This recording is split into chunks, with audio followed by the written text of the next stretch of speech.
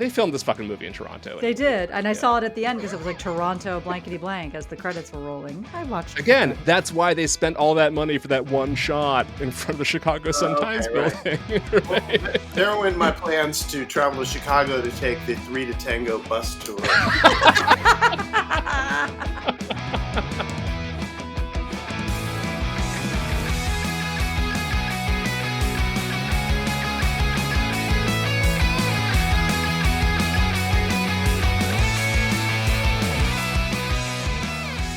A lot of swing music this round. Oh my god, it was almost insane. It was almost like somebody heard us besmirching. And again, I know we're going to talk about this, obviously, but I just can't get over the fact that there was like not even like a scene where it was like, oh, I mean, all the swing music in the beginning of this movie and nary a scene dances. I don't know what was that all just to get to the end. I don't know. I don't know either. Oh, it's wild. But I do miss like cartoonish like credits like that. Like, do you remember the opening to Mannequin? The first Mannequin's like the cartoon. I do, and I loved the opening credits. We'll talk about this later. Yeah, I love that whole sequence. But we will talk about what I didn't love about it so much a little later on. All right, well, let's get started. Yeah. Welcome to 1999 the podcast. I'm John Brooks. I'm Jen Tisdale. And today is our rom-com series finale. And bye, love. Bye, fucking bye.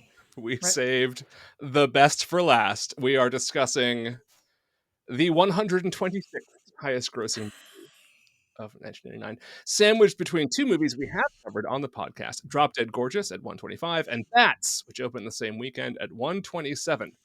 Opening in 8th place behind Bats, which opened the same weekend as I said, but would ultimately go on to outgross just barely on October the 22nd, and going on to gross $10.5 million worldwide on a $20 million budget. I'm sorry, where's that 20 million? Was that in Dylan's Dermot's fuck room?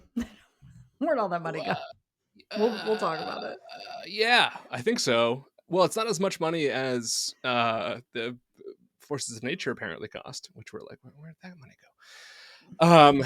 Anyhow, written by Aline Brosch McKenna, who would go on to write rom-coms like 27 Dresses and Laws of Attraction, in addition to the likes of Morning Glory, Cruella, The Devil Wears Prada, and We Bought a Zoo, along with Rodney Patrick Vaccaro, who did not go on to write those things. Directed by TV veteran Damon Santostefano and starring Matthew Perry, Neve Campbell, Dylan McDermott, Oliver Platt, John C. McGinley, Bob Balaban, Deborah Rush, Kelly Rowan, and appropriately, Sue from Swingers, Patrick Van Horn, who appears to have provided the soundtrack. That guy was like, I got a shirt. Don't worry about it. The guy was like, I'm going to bring the Swingers soundtrack over here. We're going to play it in the background, and that's what we're going to do. It's been in my car. It's been in my car the whole time. So Patrick Van Horn made like no other. He's not made a movie since 2008. And he's a handsome man. He's pretty handsome. I guess not so. That's all you need, but let's be honest, it's a lot of it. Maybe he doesn't like to do movies. I don't know. I couldn't find anything else about him. Like he was in that movie with Vince Vaughn in 2008, the Christmas one, and that's it. And he's been gone ever since. And I cannot find head or tail of him. The Christmas one with Reese Witherspoon? That was 3 Christmases. Yeah, 4 Christmases, 3 Christmases, a bunch of more Christmases than one. More than you need. Yeah, you only need one. Christmas. Today we are talking about 3. That's why I thought it was 3. 3 to Tango. So Jen, what's 3 to Tango about? The 3 tangos. Tell you what it's not about. It's not about tango. Not a single second. Don't even worry about that. If you're here for that, keep moving. There are 3 or more people in the movie, but there's are. Mm-hmm. So, The Rita Tango is a strangely respectful quasi-gay rom-com. Happy Pride, everyone. Yeah. That asks the questions: should Matthew Perry have red hair, and do all artists live in lofts? The answers are no and yes. Mm-hmm.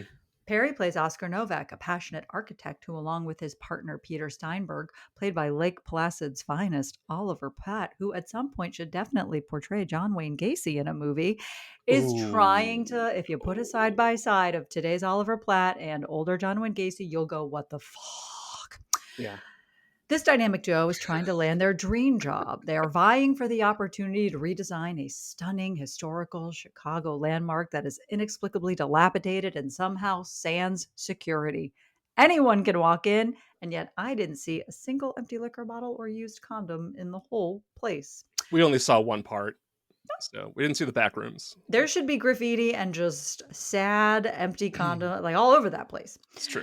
The man they're trying to curry favor with is extremely wealthy and possibly handsome, Charles Newman, who is played by Home for the Holidays fave Dylan McDermott, not Dermot Mulroney. It's hard. No. We're going to say it accidentally. I'm going to say it accidentally. I'm I not. will. They don't look I'm not. anything alike. They do not. Along the way, Charles mistakenly believes both Oscar and Peter are gay when really it's just Peter, which is why he tasks Oscar with keeping an eye on his mistress. Scream if you've heard this one. Neve Campbell plays the other woman, and boy, are those manic pixies flying. She's a wacky artist with commitment issues who opens up to Oscar because she feels safe doing so in a very bubbly bath. Will Oscar and Neve's character get together, or will she stay with the man who has an Asian fusion sex room? Only time and this podcast will tell. 3 to Tango was no more popular with critics than it was with audiences. It holds a Rotten Tomato rating of 29 and a Metacritic score of 36. Its best review comes from the San Francisco Chronicle's Mike LaSalle, who wrote, quote, 3 to Tango is a charming romantic comedy in the Tootsie vein, in which a man and woman are able to establish... I know. And this guy's from San Francisco, he should know. What is... Oh, go ahead. I know. In which a man and a woman are able to establish a close relationship because the woman wrongly believes that the man is not romantically interested. That's what he means by the Tootsie vein. There right? we go. And that is the theme of Tootsie. And therein, That's the and whole therein theme. lies... Therein ends the similarities. Our old friends at TNT Rough Cut called it a perfect date movie for boys and girls, boys and boys just pretending to like boys, which I thought was kind of cute. That is cute. Right? I thought so. I'm not sure how many are in that last demographic, but all right. And Jamie Bernard of the New York Daily News wrote that 3 to Tango is, quote, a thin, by-the-numbers romantic comedy that nevertheless features one saving grace, Matthew Perry. Brilliant. Brilliant in this movie. Sure, for sure. Most of the rest of the reviews are mediocre, attacking, like the Chicago Tribune's Barbara Schulgasser, the movie's, quote, television sitcom-style directing and writing, as well as its confused intentions, such as Austin Chronicle's Sarah Hepola, who writes, quote, the film's treatment of complicated sexual politics is reductive, although Perry's struggle to stay, quote, in the closet leads to some refreshing straight male discoveries. But for each prejudice the film tries to shatter, it furthers a different stereotype. Gay men all have dinner parties. In the absence of males, straight girls paw each other ambiguously and shriek about penis size. I do believe I've been to a lot of gay dinner parties. That's just anecdotal on my part. I mean, okay, I don't know if gay men in general, but I know I've been, yes, I've like a lot of, anecdotally, more dinner parties thrown by the gay men that I know than others in the world. Just say. Right? But they don't all do it. No, and, no. you know, in the 90s, that was important to like start branching out your whatever. There were critics with nothing nice to say, however, such as Entertainment Weekly's Bruce Fretz, whose Metacritic score is a 0, and who wrote, quote, didn't think Matthew Perry could find a romantic comedy more inert or inane than the 1997 fiasco Fools Rush In. Then I saw 3 to Tango. That was bad. Fools Rush In was not great. First-time screenwriters Rodney Patrick Vaccaro and Aline Brosch McKenna's script periodically creaks to a halt and to preach a condescending message of tolerance of gay people. Yet it just as often makes cheap jokes at their expense. In one gag, given prominent play in the film's TV ads, Oscar's dad puts a bucket over his head and bangs it against a wall after reading an erroneous newspaper report trumpeting his offspring's homosexuality. It's a mean-spirited little scene, but after suffering through 3 to Tango, I know exactly how that father feels. Oh, shit. Well, this is a weird one that we picked a long time ago we were going to have in this round because Matthew Perry, of course, died in the last 12 months or so, and we knew that we should honor him with the only movie that he made in 1999, and so we're going to talk about that. Our guest today is R. Lee Fleming Jr., best known as the writer of a movie that we also covered in this round. She's All That. Hi, Lee. Thanks for writing a great movie that I enjoy that I didn't get to have a chat with you about. So now we have to redo that chat and talk about how I weirdly liked 3 to Tango. I'm not a great critic, so don't. So that you're going in with this, you like this movie. This is the. I'm also someone who likes Hallmark movies. A friend of mine once said to me, "You could never be a film critic because you like too many things without issue." And I said, "Oh no, she's positive." But oh no, she's positive. It reminds me, because I definitely saw this movie, so it takes me back to a time when I was not at all discriminating about what I went to see. But but the weird thing was I just had no I had no recollection of the actual movie. I know I saw it, but I did not. It was all practical. Other than the premise, it was all new to me.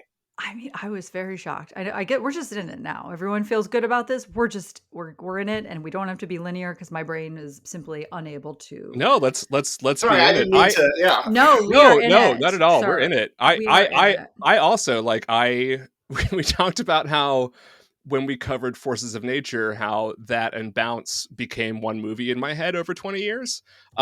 This movie and Fools Rush In became one movie in my head over 20 years as well. And I was like, I couldn't remember which one was which. And this is not at all the movie I remember it being, which I partly blame on the fact that the title and poster have nothing to do with what the movie actually is. And I sort of rewrote it in my head after all this time. But. Nor does Matthew Perry's character's hair match his hair on the poster. Is it red? Is it red? It's that like bleach rust thing that was happening. Yeah. There was a product. I don't know if they still make it. Is it Glints? It's probably just a different brand, but it was called Sun In. And of course, my sister had it, and I'm going to stick with that story. It was my sister's, and I and in high school I tried it out, and and my hair turned orange. It was yeah. I remember the smell. The second you said that, I can see the bottle too. I think it was like white, just like a squirt bottle. You just stuck it all in, or you just dumped lemons on the top of your head. Obviously, you are correct. But this is a $20 million movie, and this is this is the. I'll tell you where all that money went into. Again, Charles's bang room, his Asian fusion bang room. Which was larger than his entire office and had a sunken living room, which I do appreciate. And it went into like the stage at the end and then nothing in between. Well, yeah, the climactic scene that took place at the I don't know, it looked like at the Emmys or the with like a lot of CGI people in the back. Right. There was I not that many people there. I actually looked up to see if that was a real thing. What did they call it? The Chicago the Association of anyway, the Google of gay professional man of the year, and it took me back to the movie. So apparently that's the only. But I think it was like a local chapter of GLAAD is what it was supposed to be, and like they couldn't make him the national gay man of the year, or whatever, so that had to be sort of the Chicago gay man of the year or something. But I guess I'm just very well attended. I guess my question is there not a lesbian lady of the year? I just want there to be representation. Is it just it's the late 90s, Jen? We're not there yet. Okay, we haven't gotten that far in acceptance of. And we'll never see a bisexual gal of the year like me because we don't exist. One of the weird themes of this, in addition to the copious amounts of swing music for no reason, one of the weird themes, one of the weird themes of this round has been the like sort of turning point gay politics, like and representation, right? Because we talked about it with like Blast from the Past and Dave Foley, and we talked about it in what was the other one we talked about? Never Been Kissed. I can't remember. There was another movie where we're like, oh, it's kind of okay, right? With the representation, and here's the movie where it's like it reminded me a lot of In and Out, where it's doing its best. It's trying to sort of be progressive. It is accidentally also reinforcing a lot of stereotypes.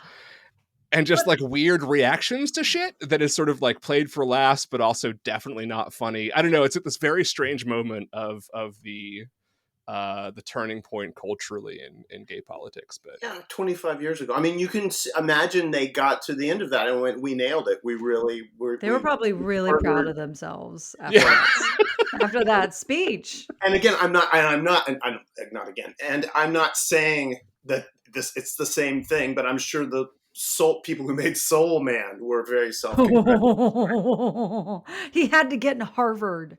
Come on. If only to have a career as a volleyball player, Inside Out. Well, I do kind of want. I also love.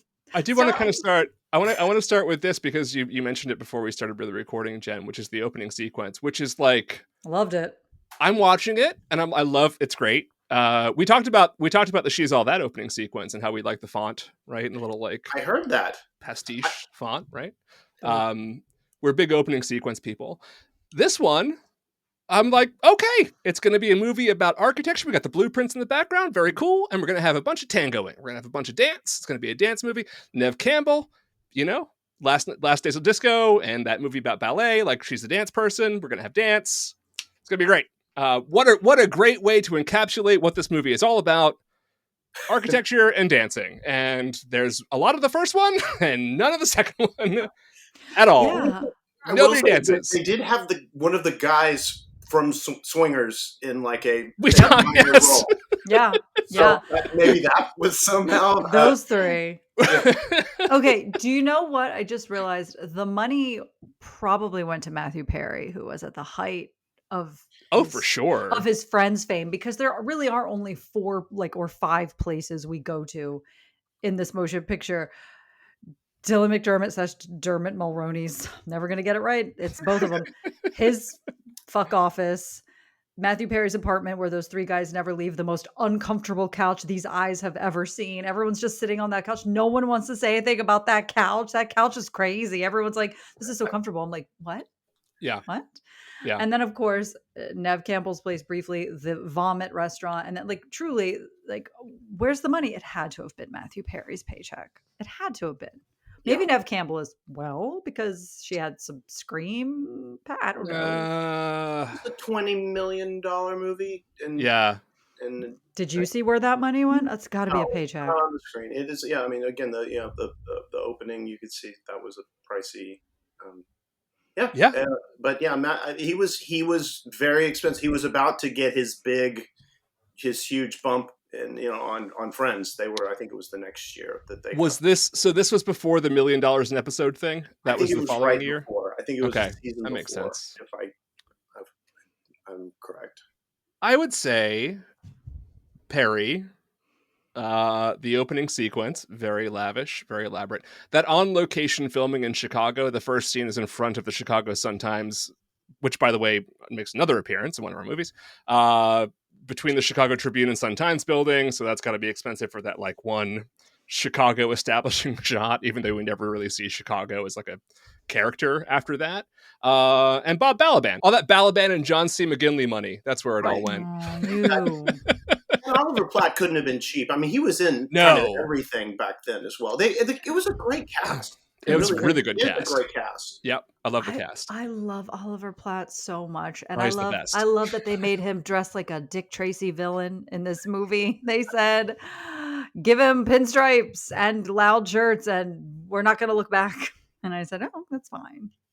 Hair. The fucking hair. He still has it. He still has every strand. Yeah. It's still there. It's great. It is. I actually one of the notes I wrote down literally just says this: Buddha Bob and the pen. Platt is the best. I know, but he was just like obsessively clicking it just inches from Matthew Perry's ear. But here's the thing: even I forgot what the signal was. So I have a terrible memory, notoriously. But he's doing it, and I'm like, "What's going on with Oliver Platt and that pen?" So you know what, Matthew Perry, I get it. Yeah, I was there during that. Yeah.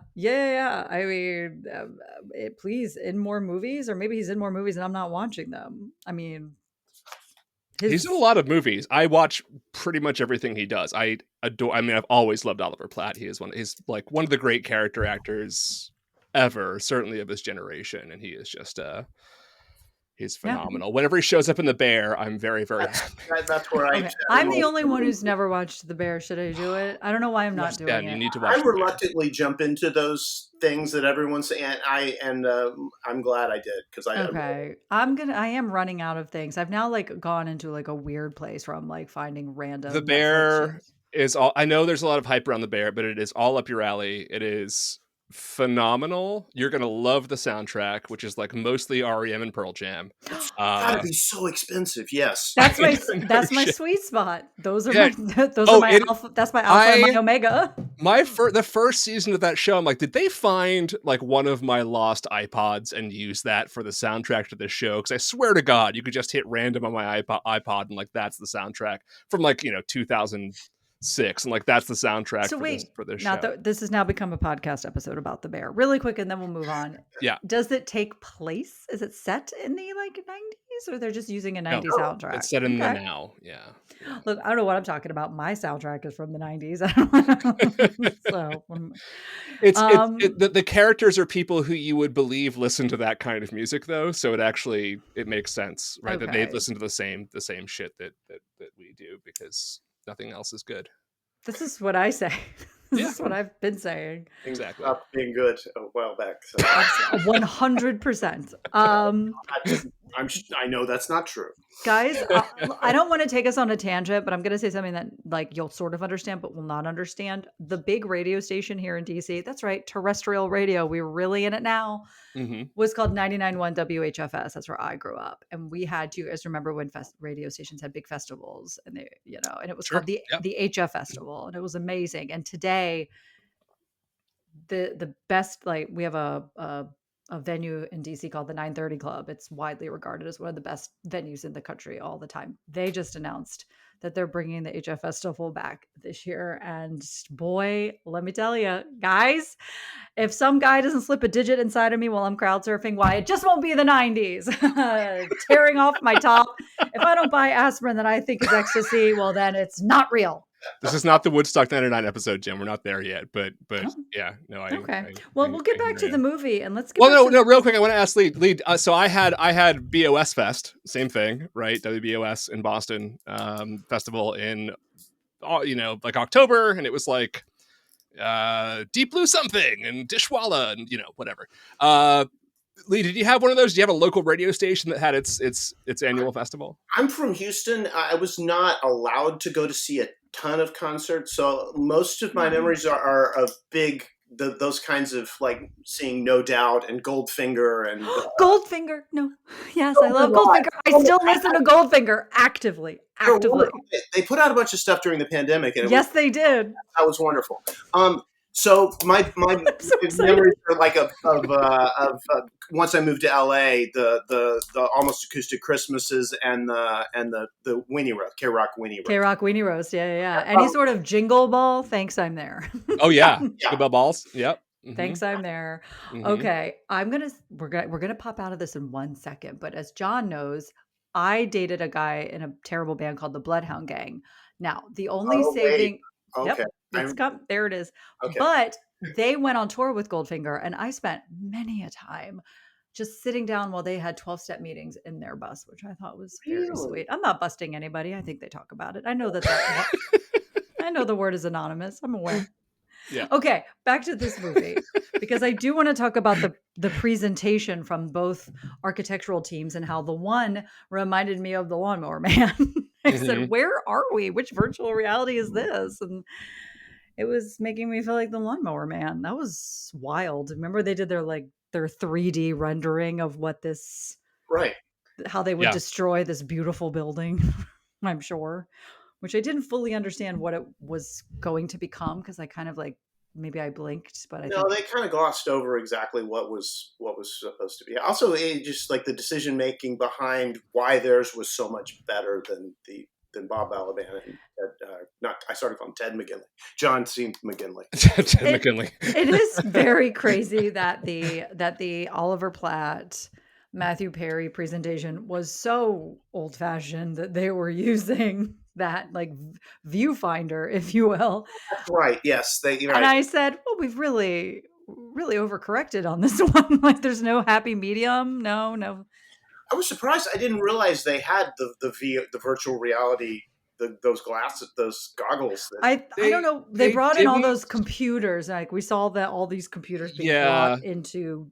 Oh, is that what? Okay. His office. I know. Like those existed, but they were very cumbersome, very expensive, and there's no way that was like a signal that these two guys go like way above and beyond, and they're all about the flash, and they're all about the sort of like the gimmickry than they are about the art, right? And it was a sort of ham-fisted attempt to make that point that probably would have made more sense to a viewer 25 years ago, knowing that virtual reality was like not so far, right? You know, ever present the way that it is today.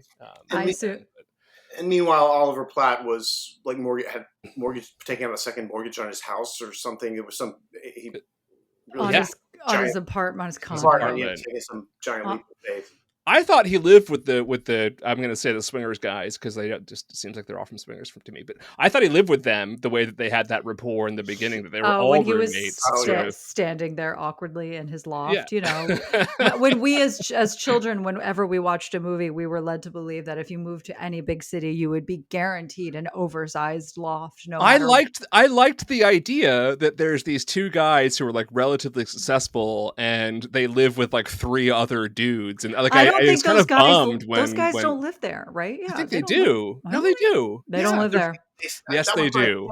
But maybe I think they're always just hanging out with him, watching his strangely small television, which is probably not small by 1999 standards. But I was like, look at it. No, they had those giant pieces of furniture, those big. Yeah. Yeah. But I think those three guys were just hanging out at Matthew Perry's face, watching, honestly, a channel that always shows football no matter what day or time. Every time it's just football all the day, all night. And it's always that guy, the 45-year-old football player. That guy.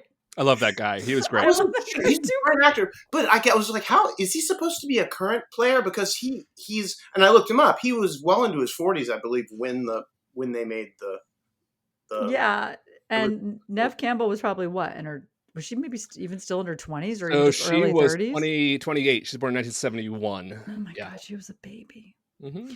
She was a baby. Another thing that struck me that I'd completely forgotten about until Dylan Dermott's character was doing this was echinacea, and my boyfriend was like, what is echinacea? And I said, and then I flashed back to a time when we were constantly taking echinacea as like an immunity booster. Yeah. And I was like, oh, it used to be a thing. I wasn't doing it like that, but there would be like a pill you could like just like suck on, an echinacea pill when you you thought you were going to be sick. Yep. He was clearly like, because we saw him doing like the hand sanitizer thing. So clearly this is a man, and we never dive into that, by the way. This is a man who's clearly got cleanliness issues, but we never explore it. But the echinacea was like an immunity booster. And I remember when that was very much a thing. I had completely forgotten about it. Yeah. Very exciting. Oh, I used to take it all the time in college because it was like, getting sick, better take some echinacea to cut the time down. So it's like, I don't know, whatever. Felt good. Felt probably because I was like young and healthy, that's really what was cutting down the time of my sicknesses. And your own immune system. Yes. Yeah. By the way, I was wrong. Neve Campbell was born in 1973, not 71. So she was 26. She was a baby. She was a baby. Was Party of Five still going on, or was that like So this is like, yes, it was. This is what I think is so interesting about this movie. Like one of the reasons why I wanted to talk about it before we wrap up this round, even though it is not one of the big or more successful rom-coms of the year, it is definitely one of those real interesting time capsules and sort of frozen moments in time. So one of the things to me that like this movie, why it didn't work is because... So at this point, we have Neve Campbell, who has one more year of Party of Five. We've got sort of the later middle years of Friends, right, when it's huge. And we've got Dylan McDermott, who is in The Practice still at this point, right, until like 2004. And you have what amounts to three people who are like very clearly TV stars. And there's a difference between someone who's a big TV star and someone who's a movie star. And none of these three people, like all three of these people, they had tried to convert into movie stars at some point, right? and none of them made it. None of them became movie stars. They're just not movie stars. The whole 9 yards was a very, very good movie. No, hold on. Here's what I mean by this. All right, so Lee, I know you're going to go with Scream. I like, yes, Scream's great. Neve Campbell's great. The Craft, John? Sure. Sidney Prescott's great, but like, you can't. Neve Campbell works very well with a big cast and not as the person that you kind of sell the movie around. And I think Scream being the one exception. They just don't have McDermott is great and I love him, but he's always good in supporting roles. He's never really like a leading man type. They try to overuse him in this movie. They also miscast him in this movie badly. We'll talk about that later on. Matthew Perry I love, but he could never find a script that really worked exactly right for him. He seems like the kind of person that should be able to sell a movie based on him, and that never really happened. And so while I'm watching this movie the whole time, I'm just waiting for someone to like take command of it, and it never happens. And that I think is just what those 3 actors, that's where they're at. I think they're all great. I love all 3 of them, but like, they're just not movie stars. And it was very weird when they kept trying to find a way to make that happen. And this really is that moment where they're like, all right, here we go. Let's put them in a blender, see what happens. And it sort of fizzles out. I thought there was really good, and I agree. I totally see what you're saying there. Mm-hmm. That said, I really did like seeing Matthew Perry and Neve Campbell together. I thought, I agree. I think they had great chemistry, and I wanted to see them together, giving it another shot with a different story. Yes. One of my other notes, Lee, was more Matthew Perry and Neve Campbell, less everything else. And I completely agree. The movie works really well when they are together. It's the best moments of the movie. Throw in a little Oliver Platt here and there, because you can never have too much Oliver Platt. You really can't. But it's the everything else about this movie that is kind of all over the place, where it just starts falling apart. And it's really strong. And I don't really necessarily buy their romantic chemistry, but I love their on-screen chemistry. I am very happy when they are together on screen. I gotta say that their kiss at the end, I went. I mean, God bless Matthew Perry. I could have watched his facial expressions, the way that his face changed so subtly. Comedically, he was a genius. He really was a genius. It's a real shame that he was, I'm sure, suffering. I don't know what stage of suffering he was. I found myself also thinking of that. I don't want to take us to a dark place necessarily, but I was watching him thinking, where are you in your sobriety right now? Yeah, I was too. I was absolutely thinking the same thing. Yeah, I was like, and I hope he was in a good place. But me too. Seems like, because I mean, he seems like he likely was, or in one of his better places. He was not too thin, not too like, he was kind of like, and he looked healthy, and except for his hair, which was not his fault. That was a wild choice to not only give it that crazy color, but to like push it down.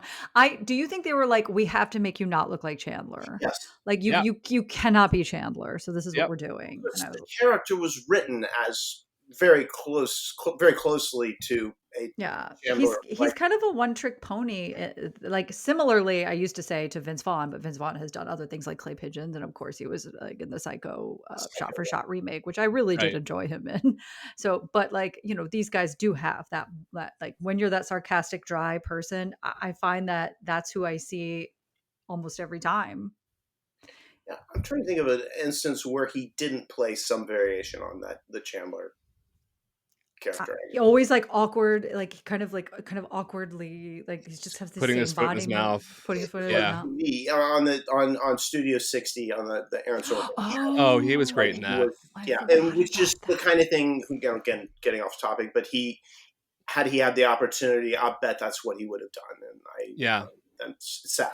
Well, you know what they say, comedic actors can do drama, but rarely can dramatic actors do comedy. So we probably could have seen all sorts of things from it. Yeah. Had he not been suffering so greatly. And Neve Campbell, she's also sort of, in my mind, similarly has just a couple of facial expressions that she cycles in and out of at all times. And I was trying to remember, other than, again, one of my favorites, The Craft, and every single Scream movie. I was like, what the fuck else did Neve? And obviously I could Google it, but I couldn't recall off the Wild Things. Oh, that's right. Now that was a departure. Now, wasn't she, and I could be completely wrong, wasn't she in it wasn't a Robert Altman movie. It was Robert Altman. It was Robert Altman where she was a ballet dancer? Yes. Okay. Oh, right. Yeah. Yeah, but still, like, I think, unfortunately for her, as she kept, and especially as she kept doing Scream movies, now I really only see her as Sidney Prescott. Well, she wasn't doing Scream movies, but I guess she just now signed. She's back. Yeah, she's coming. She is coming back for the final one that will inevitably be butchered. That's a pun. By it's also not going to be the final one. Let's be honest. No, are they advertising it as such? The final Sidney movie, but but it's being produced. It's being done by this new studio, right? And they're just gonna shit it all to hell. But anyway, Kevin Williamson is back doing it, so that's kind of interesting. So good. Well, we obviously can't bring Wes Craven back from the dead, so I'll take what we can't. Get, and I wish we could. We got half of them. I wish we could. But we got. Is half that of a picture of Heather Langenkamp and Robert Englund as Freddy Krueger? I believe it is. Is it autographed? Yes. Wow. And that behind you, is that Blink-182, or am I losing my mind? Yeah, what is that poster? Well, I don't know about that, but yes, it is. It is Blink-182. That's pretty exciting for me personally. I was like, I recognize those Barker arms. Yeah, you can only see them from the. I can see them. Yeah. Lee, are you a big Blink-182 fan? I'm a huge Blink-182. I've probably seen them 17 times. Wow. Even recently? Yeah, I've seen them in kind of all their. Were you at the show when Courtney was like, "We're pregnant"? Were you at that show? And we kind of figured afterwards that he knows this. Of course he does, honey. You've got a giant baby bump. Was he just like, Courtney, babe? It's not a big secret, but yeah. Oh my God, you were part of a Kardashian branding moment. That's wild to me. So what is the framed poster that you have? Is there a reason why you have that one framed? It's I believe it's like a Subway poster from the UK.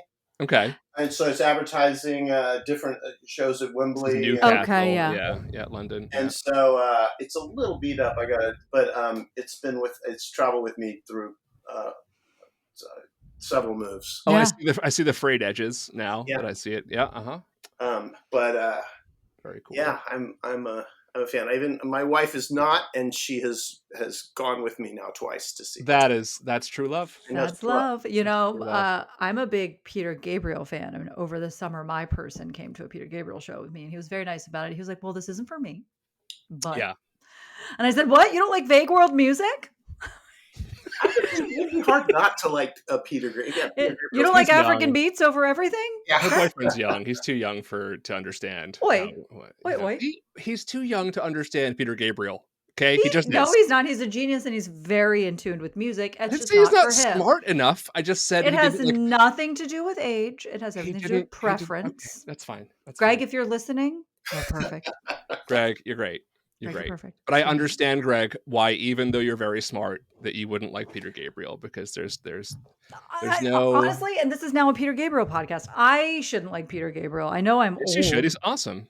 No, I'm 44. It's not. Okay, no, that was before. That was closer to. I'm 50, and I'm so sorry. So I was prime. That was, my mother is the reason why. She's a huge fan. So we're not gonna argue about Peter Gabriel. Now, John, you name a band that you like or an artist that you like, and then we'll return to the movie. I mean, I guess like the two ones. No, your own. Name your own. A controversial. No, I know. But I don't like anything controversial. I really like Crowded House more than most people do. But I love Crowded House. Well, that's what I mean. But like, in general, they're like, "Who's Crowded House?" I'm like, Don't Dream It's Over. Like, I know that song. I've had this conversation with 20-year-olds. Like, that's the only reason why somebody. No, I've had it with contemporaries. Teenage Fan Club, I also love. I'm a big Travis fan. Not a sir. Then you must like the Judgment Night soundtrack. Sure. Wait, I don't. Of all those, who's on the Judgment Night? Teenage Fan Club. That's like the best soundtrack in the world, because as we all know, every single is a collab. Every single down the and Teenage Fan Club did a collaboration. Right. Okay, I have that CD somewhere. I love it so much, guys. This is a music podcast. We have to abandon the movie because now we're getting we're back to the movie. Back to the movie. I want to talk about Dylan McDermott real quick. One of the things that I also love, again, I love everybody in this movie. I don't love everybody in this movie.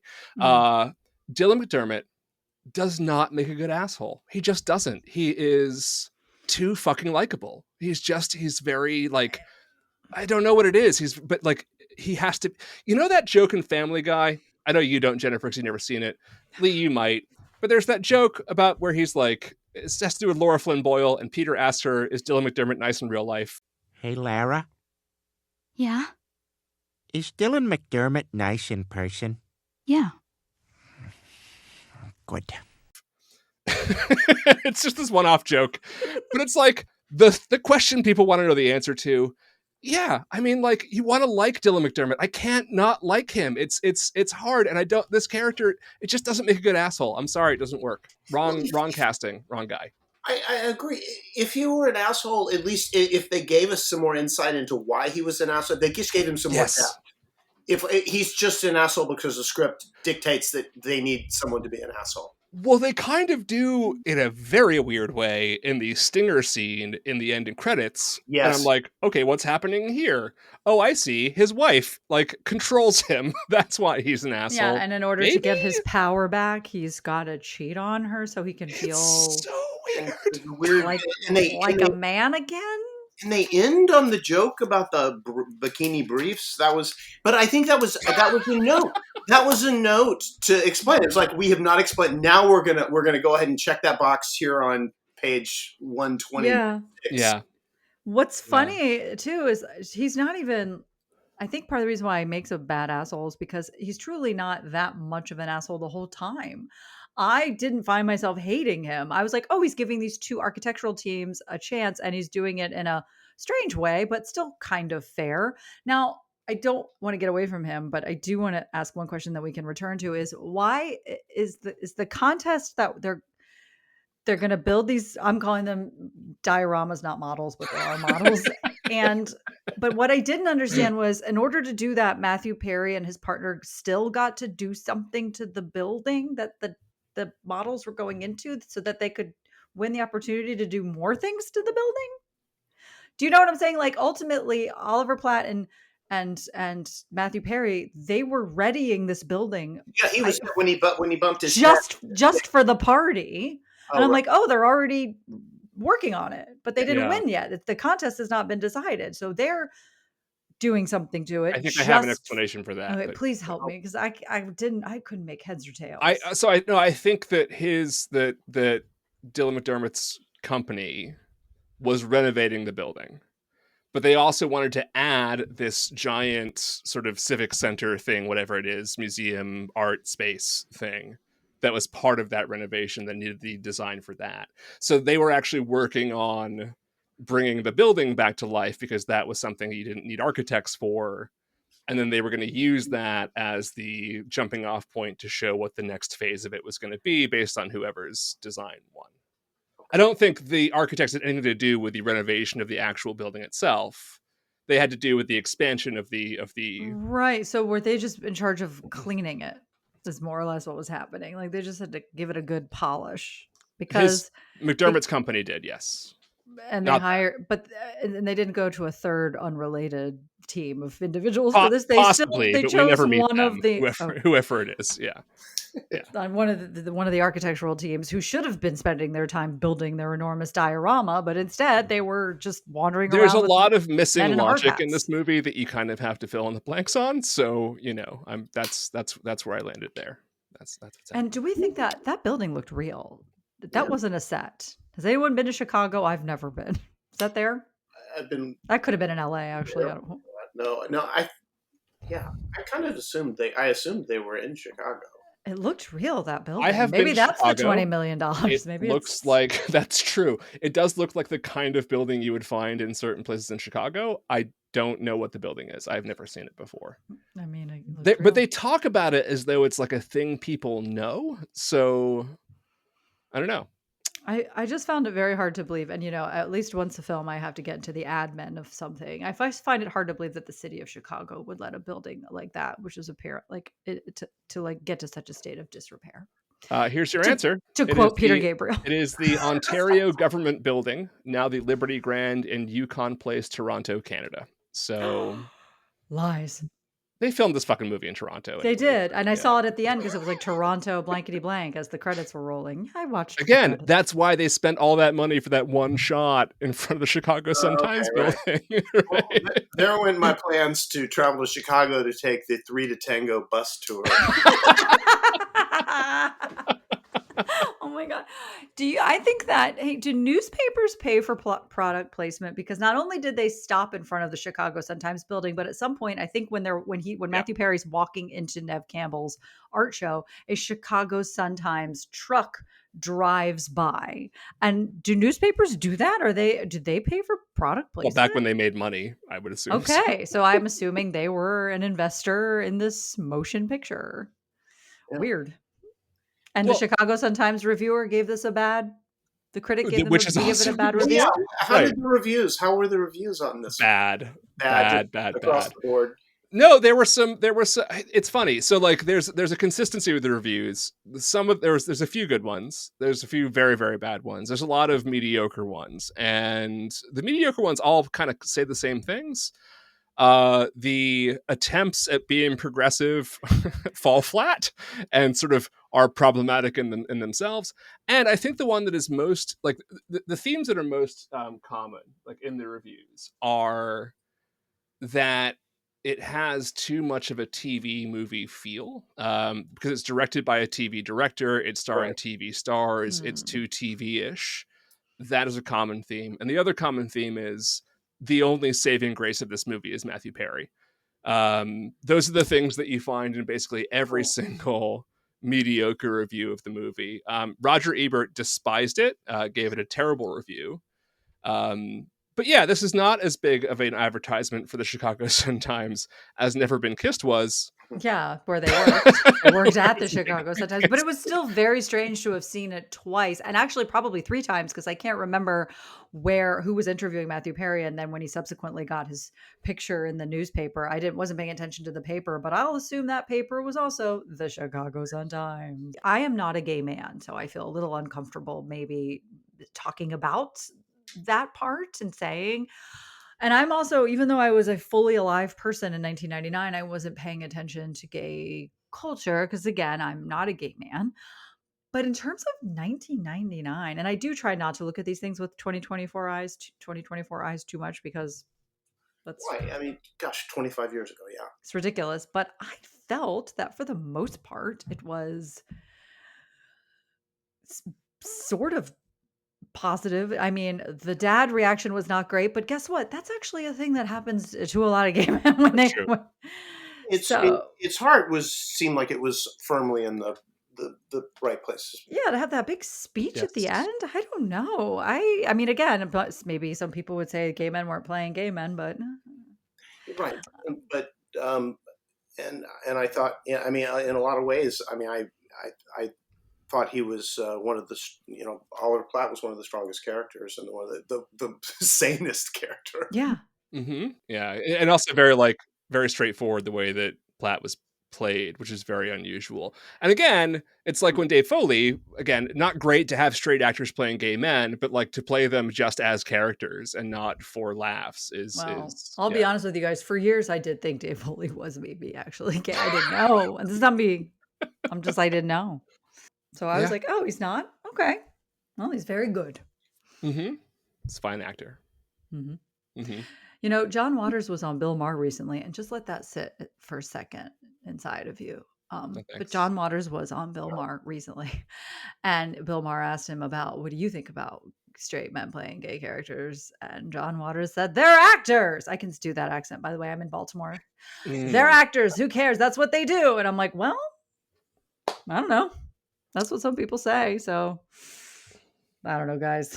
Have I dug a hole? There's a lot of silence, and I'm just going to keep filling it with my words. I mean, I feel like, I don't know. I don't like, obviously there's degrees here, right? Where there's like the way that you represent it versus is better than, if you have a straight man playing a gay character, then like, hopefully it's not farcical and for laughs, etc. I do agree with their actors thing. And I don't think it's a problem necessarily. Like, I don't think it's not blackface, right? I don't think it's a problem with, straight men playing gay characters. Again, as long as it's done right. I think the issue more is that, like, openly gay men have a hard enough time landing roles. Right. Where, like, it's one thing. I mean, and then they're like, well, should gay men play straight characters? Like, well, yeah, it's like, it's one of those things. Guess what? John Waters said yes to that. So it's underrepresentation. Yeah. I mean, but look at what's his name in Mindhunters, right? Like, playing a straight character. Jonathan Groff. Yeah. And, like, great. I don't know. To me, it's like, we're not quite there with the representation yet, that, like, maybe we give it like 20 years and cut back on the number of straight men playing gay characters. And then, like, once we have more representation in Hollywood, then, like, we can go back to that. But I think it's more just a sort of, like, where we're at right now. Yeah. Let's give those roles to actual, like, We're not done. We're not done at this We're not done. No. So we're not there yet. I don't know if this is, but what 1999 actor? I was trying to think who was out in 1999. At that point, nobody. So nobody was, right? Yeah, and so they're just sticking in the biggest actor they can get. But I was just pointing out. But my question was, was there anybody at that point that would have made sense? We're only 2 years post Ellen, so and looking at how she was treated, like, I'm sure anyone who was like, oh, maybe I'll also come, and then they watch that and they go, oof, let's back it up. Back it up. Yeah, it's so wild to think this is like in the last 25 years, how much of this has changed, that we can even have this conversation. But it's it makes it such a really worthy exercise to go back and look at it and just and discuss and see, just because to me that still feels like it wasn't all that long ago. But doesn't that hurt? Sure does. I don't like to. I know, but it's just like, if I. You know how many hair colors ago that was for me? So many. Me too. That's how I mark the passage of time. What color was my hair? What were my tattoos doing? Used to have that Matthew Perry rusty sun-in look. I've certainly had that. I've had black. I've had them all. I do think that, like, by the end of the movie, even though we had to live through those uncomfortable scenes of Matthew Perry's father not taking this news very well, mom and dad still showed up to the awards. So one could argue, mom's very supportive of her fake gay son. One could argue that it's, I love my fake gay son. I'm really saying that like in Heather's, I love my fake. Anyway, one could argue, okay, he didn't react great. Gave him a day or two. And by the way, something else that shocked me. Here's a less like serious thing. At some point, they said that this all happened in the span of 3 weeks, and I was shocked by that. I said, "We've been with these people for 6 months." But also, when Neve is like, "I've known you the whole time. I've known you. You've never been in a relationship." I'm like, "It's been 3 weeks." 3 weeks. Why is that a problem? That's not a problem. And also, again, I know we're jumping around, but 3 weeks was crazy to me. I was like, "What? How many? This has been months." No, I missed that. That's shocking to me. That shocking. Now, would anyone like to hazard a guess as to why she suddenly had to move in with him? Because she never says. Never happened. Yeah, she never said. Oh no, she does say. She is evading her landlord. She doesn't pay rent because she's an artist and doesn't have any money, so she doesn't pay rent. What is the point of having an extramarital affair with a wealthy man if you're not getting your rent paid? This is bringing her up somewhere. Yeah. Why is she with him? Also, just why is she with him? She has commitment issues, and she's only going to date available men, whether it's a gay man or a married man. She doesn't want to date anyone who's available. I was actually, Lee, I wanted to ask you about this specifically because this is a big problem for me as well the whole time. And they does give some very superficial reasoning where she's like, "We don't fight." And he's like, "Whatever." But as a writer, Lee, if you can bring your writer's mind to this, this really bothered me. I'm like, I don't understand what the fuck this girl is doing with this guy. He doesn't give her money. Like, I don't what the and even with like the football player guy, I don't understand the validation. Like, what is going on with her? How do you fix that? Because like, what do you change? What do you change about the way the movie is written to make that work? You can see there are a number of things like that, and you can see them making sort of a less than elegant attempt at kind of smoothing it out. But yeah, I mean, sometimes you can. I mean, you can do it elegantly with just a couple of lines, just to explain that, just to better explain why these characters are making the choices that they're making. Right. Like absentee fathers, some sort of terrible relation, something to explain why. Right, or that he was appeared different at one point, and she's still holding out hope that the guy she met will be, will resurface. I don't know.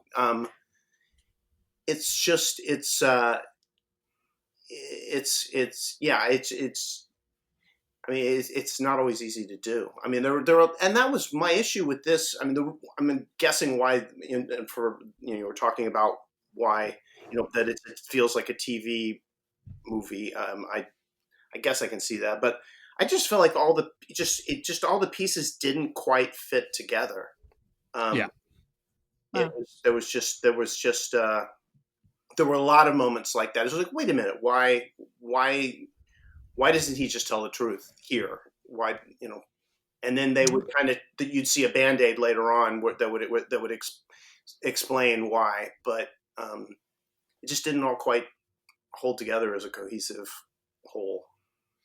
And I liked the movie best. Like, the part of the movie that I thought was like, this is the first time that something has made logical sense to me, is when she punches Matthew Perry and Dylan McDermott in the face and leaves while everybody's like waiting for her to have her like grand You mean moment. the melee? And I was like, the melee. I said melee.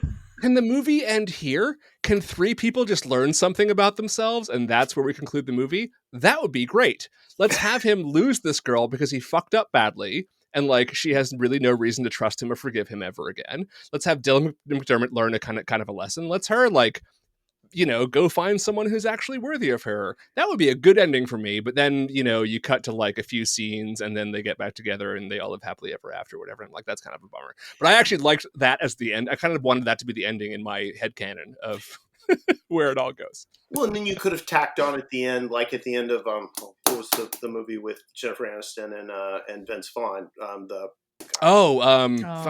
breakup. Yeah. Where you kind of hint at maybe they do have a chance down the road, like an epilogue kind of thing. Where I would love that, right? But like the kissing outside of the diner, I was like, come on, the least sexual kissing. It's too easy, and she just kind of shows up for no reason. Like we don't get why she decides to come around. It's just like a week has gone by and she's fine now, I guess. It wasn't even a week, guys. That was the same day. That we did a montage of people. They were sitting in various places. At one point, Matthew Perry's sitting by this lion sculpture. There's 2 separate instances of them staring off into the middle distance. Someone's on a bridge, someone's somewhere else. And I'm telling you, that's the same night. It's the same night. She took just a few hours to go, oh, okay.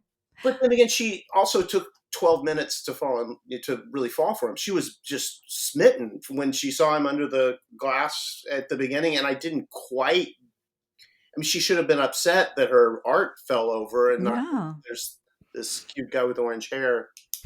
Wedged. I kind of liked that because I kind of got the impression that she, and again, this is all sort of like, showing not telling, but I kind of got the impression that she has never had a dude like do anything sort of like selfless for her in her life, and that's except for her friend Kevin. Kevin's very selfless and nice. That's true. The football player. Is that his name, Kevin? Yeah, Kevin is gay. Kevin. So. Yeah, that was the Ponderosa. I guess we needed that storyline. I kind of thought that was pretty great. I loved the idea that like you can have a sort of like built black man football player who like is a convincing gay character in a movie in 1999 as well, and like 20 years before Michael Sam. Yeah, absolutely. Yep. Yeah. And I liked him a lot. I thought it was a great character. I liked his performance. Oh, he was very funny. That line with the big muscles line when we first meet him. Yeah. He's like, I guess I'll just use my big muscles. I was like, we're doing it. And if it were today, they could use some CGI to make him look 28 instead of 40. Yeah, that was silly. The ages were all over the place here because do you know that Dylan McDermott was born in 1961? Do you know he's 63 years old? Fuck that guy.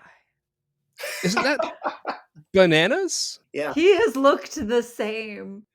He has looked the same. He looks the same. He looks the same. Maybe he signed some deal with the devil / Ryan Murphy. 1961. He will be 63 years old in October. Oliver Platt was born in 1960. No. Yeah. This is crazy. I feel crazy right now. I feel so crazy. There's almost 10 years between him and Matthew Perry, who was born in 69. And then there's Neve Campbell, who's born in 73. That the ages are all over the fucking map on this movie, which is weird. But I do want to talk about the dinner party scene that Matthew Perry interrupts. There was some very good slapsticky physical comedy there with this very loud cappuccino machine, which is also, if you're I win the pool. I thought that was funny. I won the pool. If you're a young person listening to this, yes, at some point people did have like full on Starbucks like in there. That was an indication that you had money if you just had like just a coffee shop in your kitchen and the loud foam happening and I'm gay and the guy just goes, I won the pool.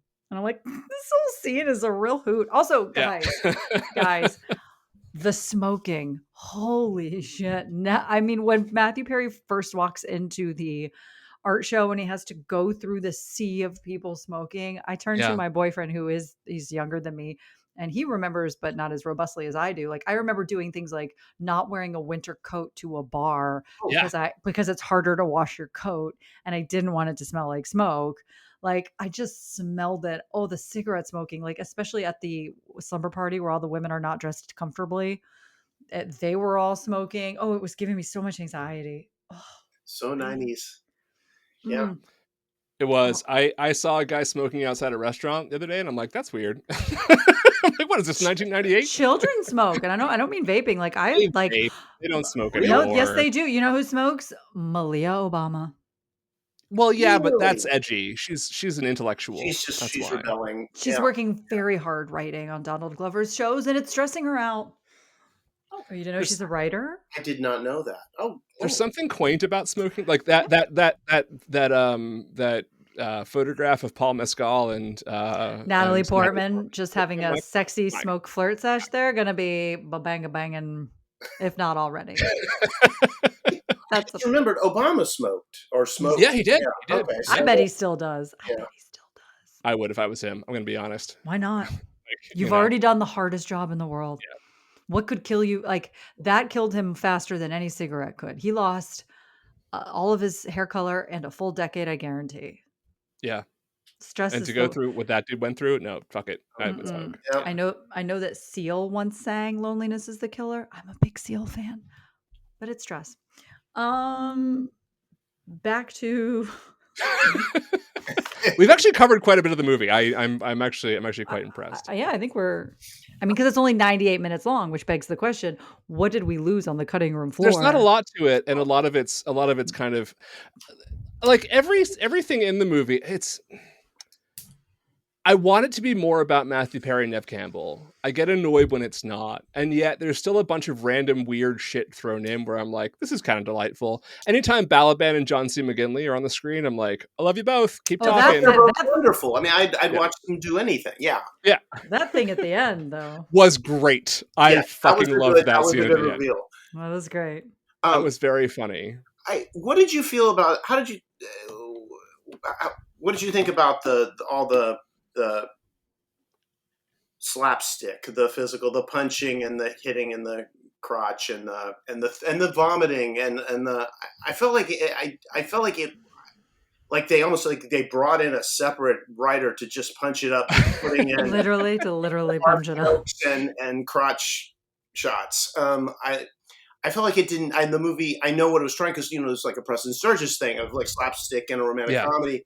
It just didn't feel like it was that landed the least effectively of everything for me in the movie. Yeah, these are not. I mean, Matthew Perry's was very physical, but it wasn't a physical comedian act. It's not a in slapstick that comedy. way. No, I know, but he wasn't it was weird. It was very weird. It was like they were really trying to say to us, look at this meet cute, look at this meet cute, look at this meet cute. I'm like, I get it. They did literally every meet cute trope in like one night. We're in the rain. We're accidentally punching things. We're da da da da da. It was all the meet cutes in one. And a lot of it was just so poorly conceived, like and just sort of like technically poorly put together. The scene where he runs towards the piece of art that's falling down, the whole way that shot just feels like it's from a different movie entirely. I'm like, what are we doing here? The ADR on the scene when they're in the rain and like falling over things and everything else, and like it's very clearly not matching up to what's happening on screen. And it's just it's just very strange. Like anytime they try and kind of push this movie into territory where it doesn't want to be, it sort of all kind of falls apart.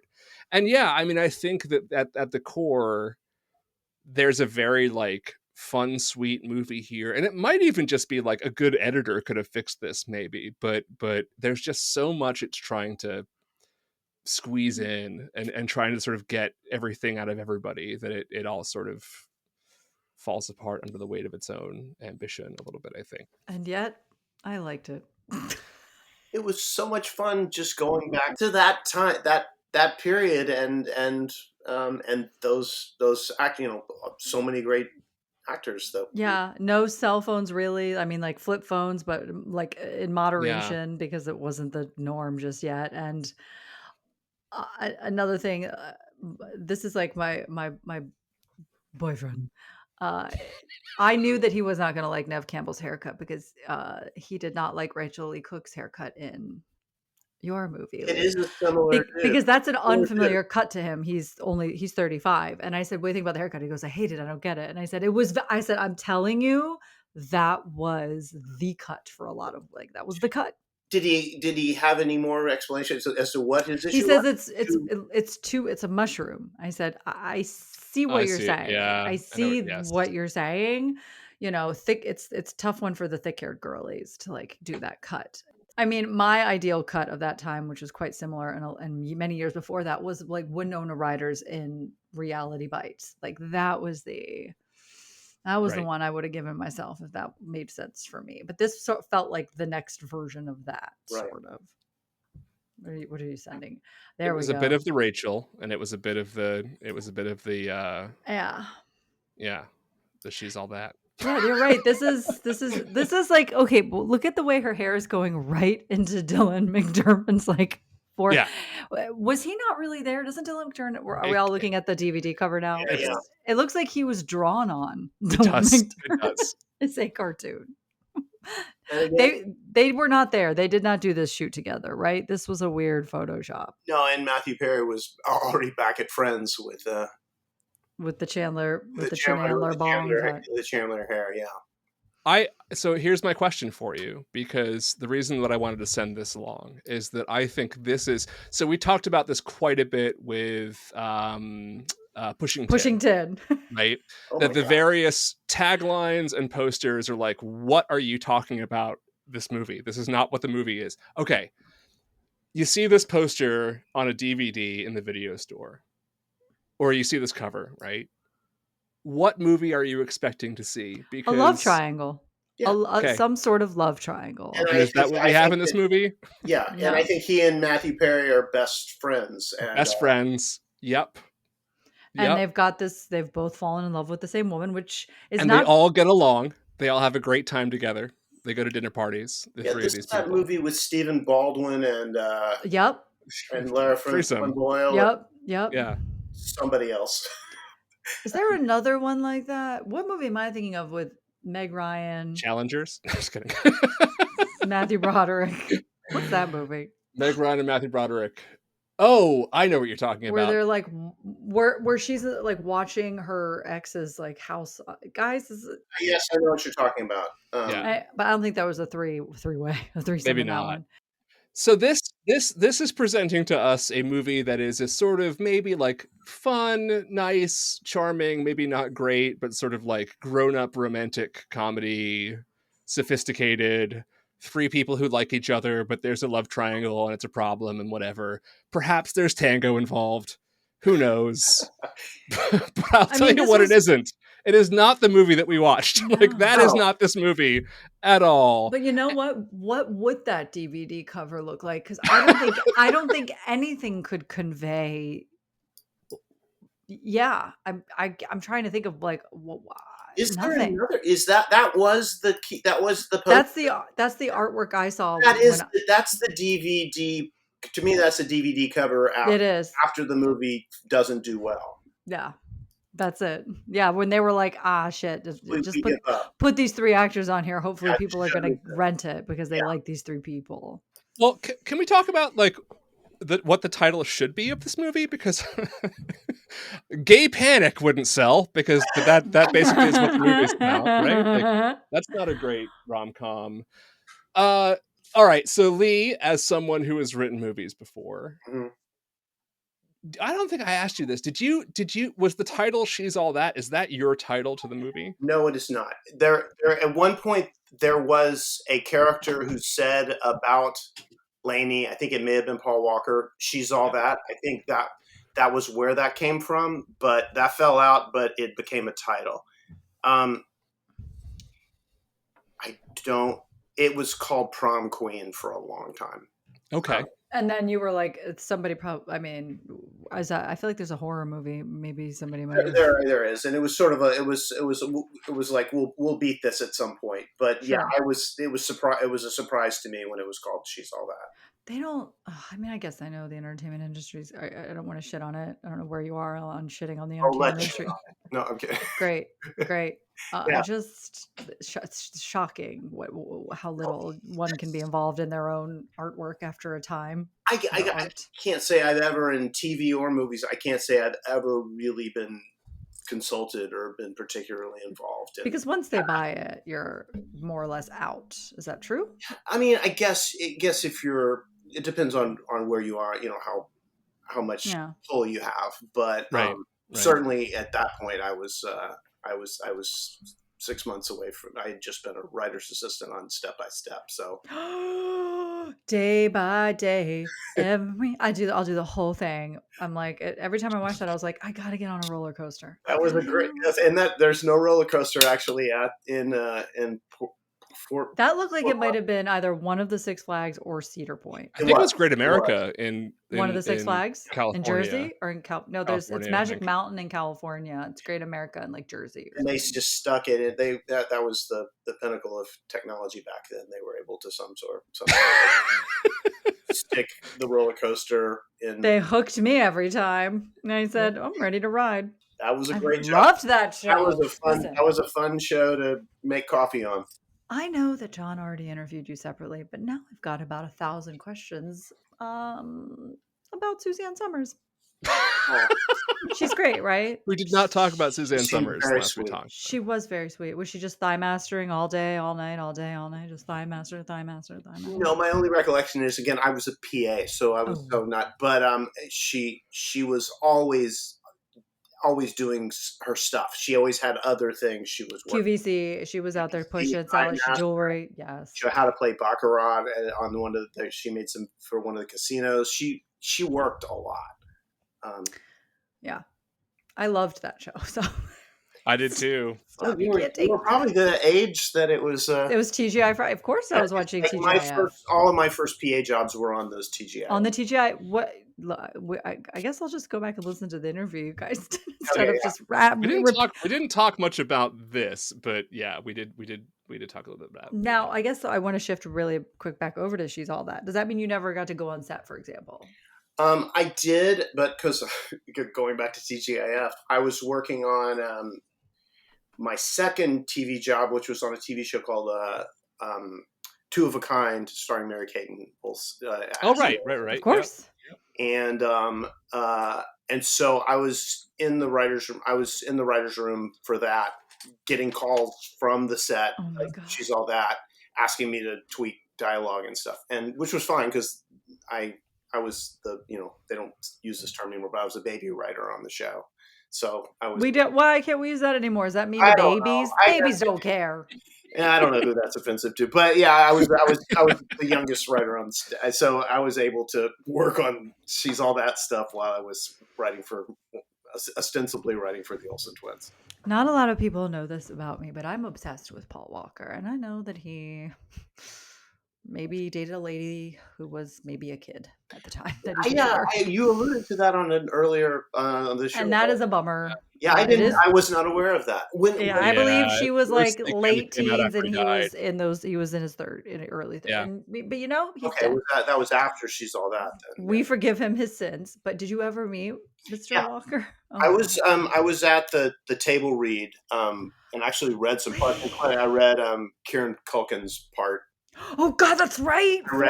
Former Succession Emmy Award winning Kieran Culkin. I got to play Simon, his character, and I played the principal. So I got to Anyway, I talked to Paul. This is a She's All That podcast. This is right, and and I remember being struck that first of all, he's so handsome. Yes, well, certainly by his handsomeness, because he was, and did not look necessarily like he was in high school. No, and he was quite jacked. He mentioned when he and I talked, because he wasn't that much older than I'm young, much younger, but he mentioned that he had a daughter. I remember thinking that was, wow, he's playing high school, and he's got high school is involved in something for him. Fun fact I'll get us back to our movie, the movie at hand. I looked up, I went to Getty. For some reason, I was like, who went to this premiere? And the person who stood out to me the most, who attended the 3 to Tango premiere. Oh. I don't think you'll ever be able to guess this in a million fucking years. Do you guys want to guess? I'm not going to give you any hints. Julia Roberts. Ricky Schroeder. No.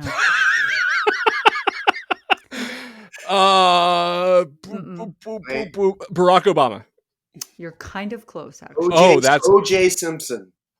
Still a little bit close, actually. When I say it, you'll see why I'm saying this. Bill Clinton. You're pretty fucking warm. Who do you think? Wait, you said Bill Clinton? Very warm. Who? Oh. Not Bill. Monica Lewinsky. Yes. Fuck yes. Monica Lewinsky attended the 3 to Tango premiere. And guess who was involved in her own little 3 to Tango?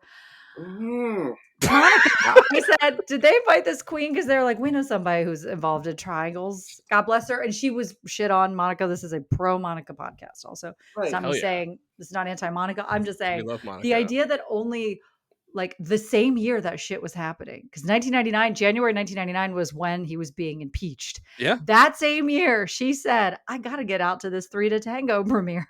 Well, she decided, and to her credit, it's like, if this is all going to happen, I'm going to lean into it. I'm going to see if I can turn it into something. I could send you. I'm not going to download it because I'm using my Getty account at work, but I'm not going to. Did you hear that work? Because I think that's around the same time she was on the Tom Green show, too. She's on the Tom Green show. It's not the Green Tom show. Yeah, that one. What? A lot of singing. We're going to owe somebody some money today if I don't stop. Yeah, that could have been really expensive. Well, while we're talking on the subject of music, Squirrel Nut. I want to know, so we've talked about the title before, but I want to know who was like, you know what a great title for this movie with no dancing in it is? 3 to Tango. You know what we should have in the opening credits? A bunch of dancing. You know what we should have in the end credits? Big swing dance. A music video? Music video in the end. And we should load this thing with as much we'll take what Blast from the Past did with Big Bad Voodoo Daddy, and we are going to triple the Big Bad Voodoo Daddy. We are going to double the Squirrel Nut Zippers. We are going to go all in. It's just going to be nonstop swing music all the way through, and no one's going to dance. And we're going to show people that you don't have to dance to swing music, I guess. What is this? What is this? It made no sense. It made no sense. I'm very confused because I feel like someone was like, there's something dancey about. I want to know the story of the title and the sheer amount of swing dance music and what the person who came up with that idea to drive this movie was thinking. I think we know this, but I'm assuming the title was a play on the phrase "It takes 2 to tango." Sure. And so they were just like, yeah, but what if it was 3? And I'm like, well, nope. Okay, what if it was? And that was all. That was the note. I mean, there's not a lot on this. I will like do some research into and there were some interviews with my favorite gal, Bobby Wygant, my girl. You know, she shows up at every interview in 1999 and she's a queen. R.I.P. and I didn't get to listen to them because I don't know, because I'm a piece of shit. But was this peak swing dancing, or was this already kind of on the? It was the end of it, because it was like, because Swingers was in when 95, 96. So we're 3. So we were on our way out. We're on the way out. Because there was an episode of Two of a Kind where Mary-Kate and Ashley decided to get involved in swing dancing, and at the center of the story, that was the guy that Mary-Kate wanted to learn to swing dance so she could dance with this cool kid at school who was Emile Hirsch. Oh, I know. So weird. It was just so random. But my God. Yeah, the swing thing lasted until I think absolutely by 2001 it was over. Big Bad Voodoo Daddy played at my college in 1999, so they were still happening. I would go if they went on tour. If somebody did, it was fun. It was fun in a heartbeat. Yeah, it was Brian cool. Setzer Orchestra. Oh my God, that's right, Mr. Stray Cat Strut himself. But that was sort of, Brian Setzer was his own kind of genre. Right, he was already, the Atomic Fireballs are the only ones I'm not familiar with on this soundtrack. Oh, I didn't look at the soundtrack. And then oddly, it's all these. It's like swing, Big Bad Voodoo Daddy, Indigo Swing, and then Duncan Sheik. So. He was barely breathing. He's barely breathing. And he can't find the air. no air. Don't know who you're kidding. Imagine you care. Yeah, and then Dr. John, as someone who loves New Orleans with a white hot passion of 1,000 suns, I was like, yeah, give me that Dr. John. Right. Yeah, I don't recognize. I mean, I love the 90s. The Flying Neutrinos, Cherry Papa Daddies. We got to get them. Pop those cherries with these daddies. Suit Ryan and the Cherry Poppin' Daddies. Shit. Yes. Yeah, this is aggressive. This is an aggressive swing soundtrack. Wow. It really is. Swing. Yeah. We talked a lot about it in Blast from the Past. We should have waited for this episode because, man, is it all the fuck but over it the made place. sense in Blast from the Past because guess what? There was a period component to it, yeah. He probably listened to that sort of music because Brendan Fraser's parents he was born in the 60s, which stands to reason when his parents were younger that they might have been bebopping and dancing around the swing music. Oh, so look, I'm not going to argue that it doesn't make way more sense than it does in this movie, where it makes no sense because nothing about this movie has anything to do with dancing. No. The one dancing scene is when like Neve Campbell and Matthew Perry are like slow dancing like they're in 7th grade at that bar, and that's it. At a jazz bar. Yeah, that's it. Did you notice, and again, my boyfriend and I talked about this, the amount of times someone laid their head on top of a bar?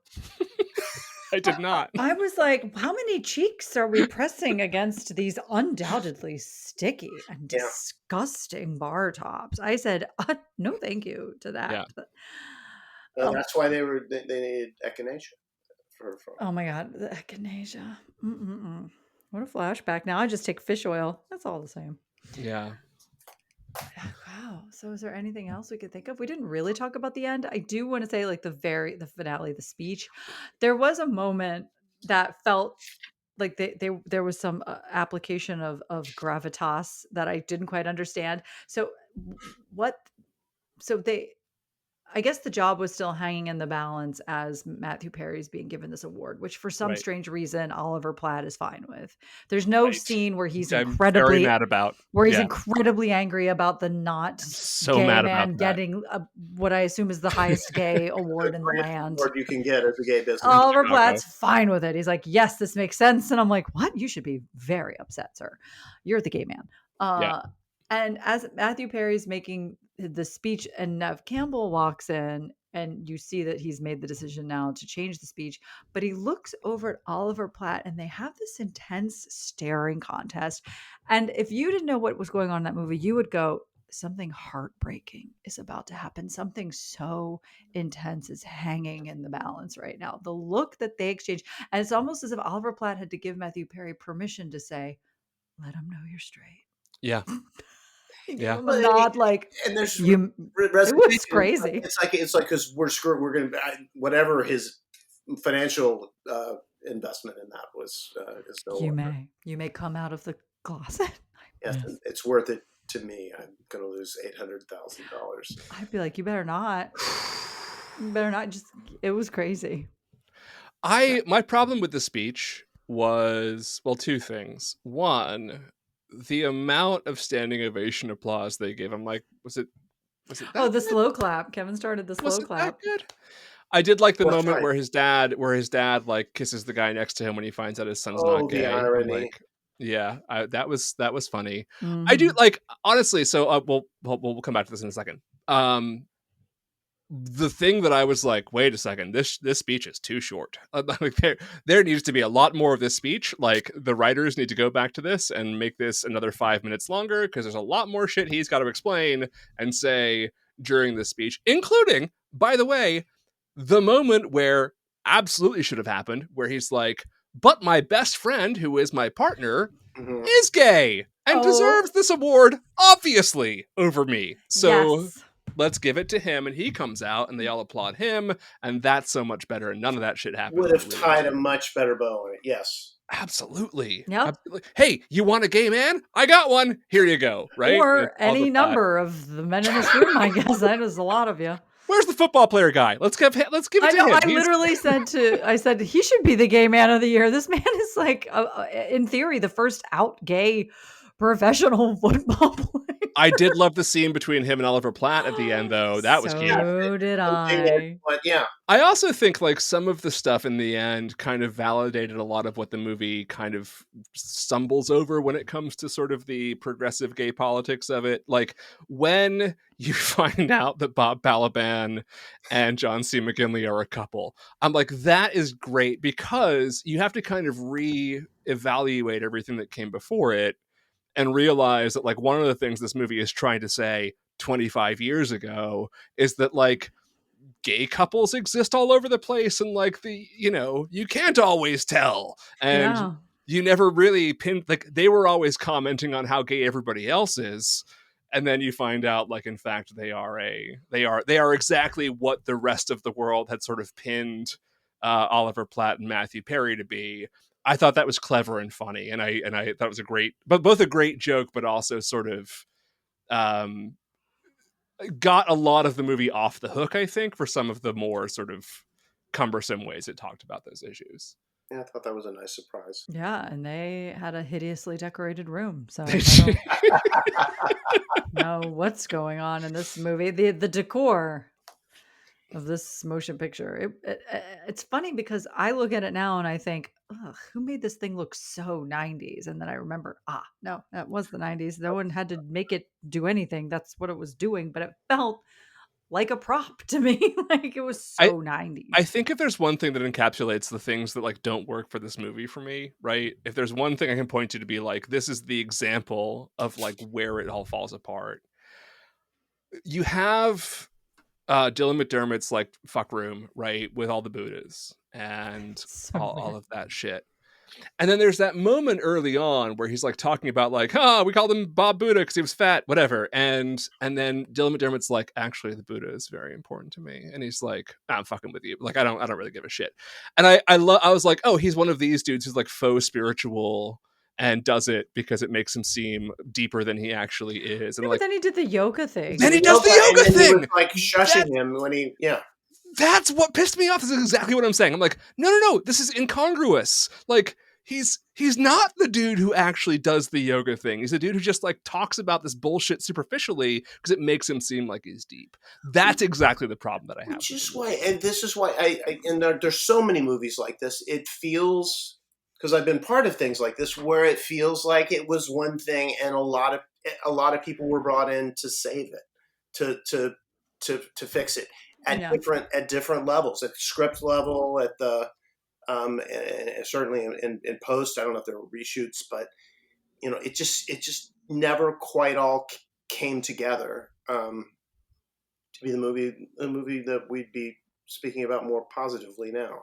Yeah. It also was wild. This is a very small thing. When at the end, when Neve Campbell had run away or disappeared, and no one could find her, and I went, "Remember when you couldn't find people?" We had no idea Where's? I mean, yeah. Again, I thought the exact same thing. Like, where'd she go? If she doesn't now, and then Greg was like, "This gives you." He goes, "This gives you the opportunity to tell your favorite joke," and here it is. I said, "Do adults go missing, or do they just go somewhere?" I don't know.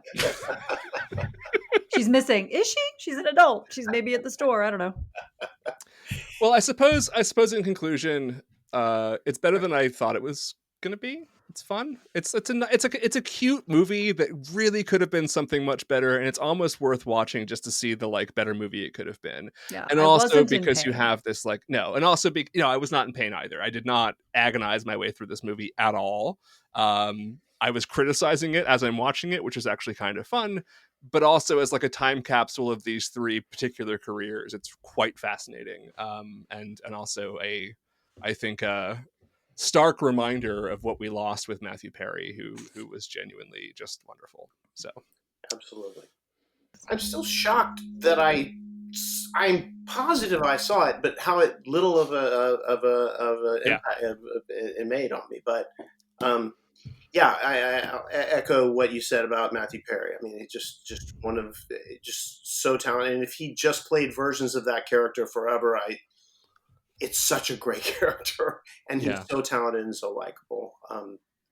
This was, I looked at the release date too. Just sorry I don't know where you are on this, Lee, and I'm not trying to offend anybody, but because this is the same year as Columbine, John and I always pay attention. Yeah. Was this like a BC or an AC? And this one's not really irrelevant, but it was released on October 19th when you're obviously in a different mood. I mean, not everyone likes a horror movie, but when October hits, I'm not going to see. It's a weird time for rom-com. A rom-com. This is a strange time to have released this motion picture, I find. So maybe that had something. I don't know. It could have been a situation where they knew that they had something on their hands that was not going to. Oh yeah, I'm absolutely sure that's right. Right, and She's All That came out Valentine's Day, so And it's not that much later. Like in February of 2000, The Whole Nine Yards comes out, which was legitimately good. And that was, I could be wrong, but I believe that's Matthew Perry's by far his biggest. I'd say that's his biggest, and then they did The Whole 10 Yards, and I went, should have done that. That's all right. A couple yards too far. Yeah. Yep. Yeah. So. Yeah, and then he kind of went back to some TV stuff. I agree. Like I have mixed feelings about Aaron Sorkin, and I found a lot of Studio 60 insufferable, but I loved him in that show, and I thought that was his best performance and role by far. And too few people have seen it, I think, but that is a terrific performance. Who was the other guy in that show? Oh gosh. I'm gonna shoot myself when I remember Mark McKinney was on it, but it was Bradley Whitford. Oh, it's Bradley Whitford, of course. Yeah. Okay. Oh my God! Of course it was Bradley Whitford. They already had a little. The other guy. They had a little relation already. Yeah, it was a wonderful cast. You know what? I'm gonna say another movie that he was in, but however, briefly, sadly, it was more of a vehicle for Zac Efron. Was 17 again? Oh yeah, he's great in that too. But that was, of course, briefly. Yes. And it was, again, more of a Zac Efron movie. That brief, but yeah. We see him in the beginning and the end, right? And then it's the Efron all the way through. And I'm just looking at his credits now because he really didn't, you're right, do. And just episodes. It's crazy that he did episodes of things here and there. And I'm going to assume it was related to his struggles. That's the only reason why he didn't do more. And also when they were making the show, they're making at the peak. They were making 24 episodes a year, so that took up the lion's share. It was very for a decade. Sure. He could do maybe one thing. So,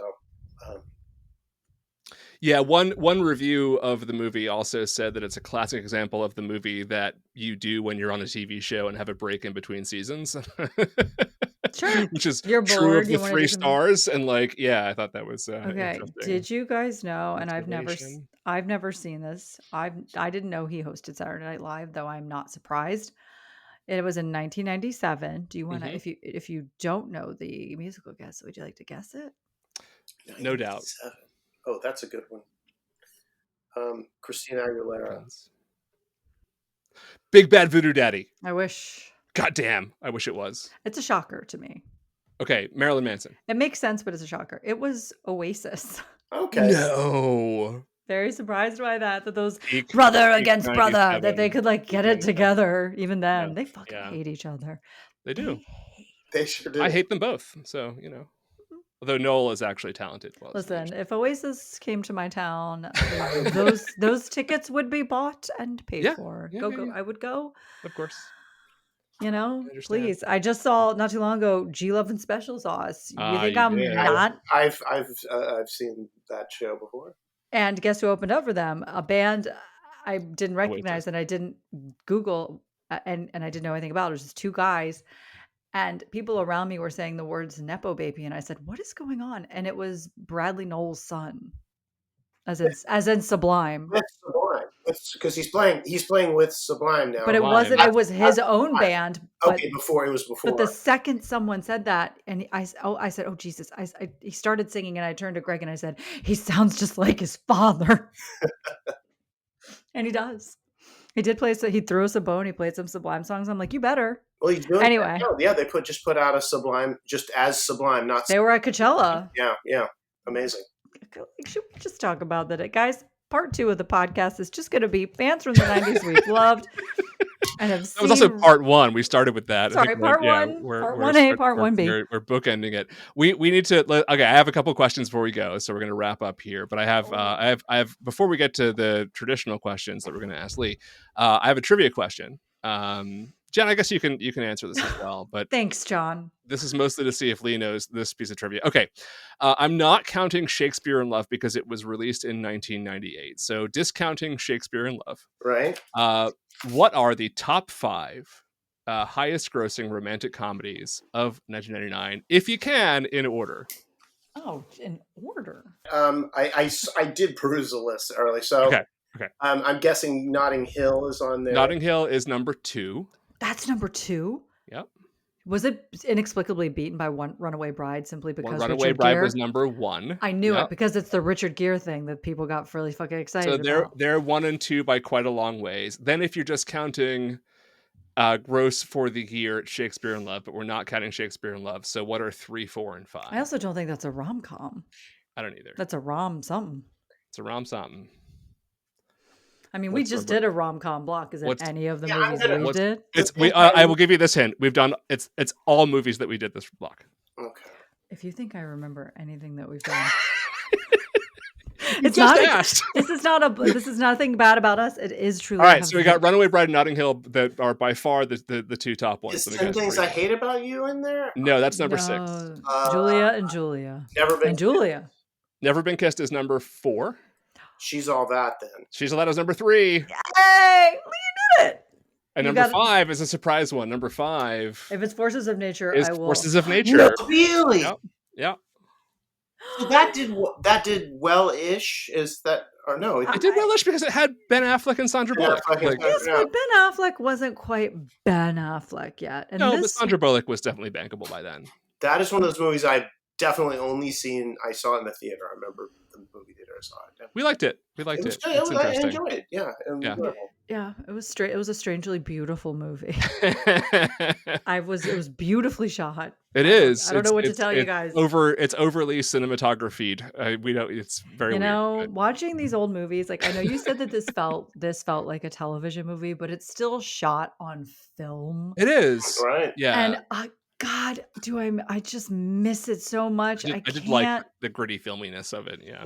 Nice. I feel so sad that, it's being utilized in insane ways, like season 2 of Euphoria. They were like, let's put it all on film. I'm like, for these children? Yeah. For these ungrateful children? No.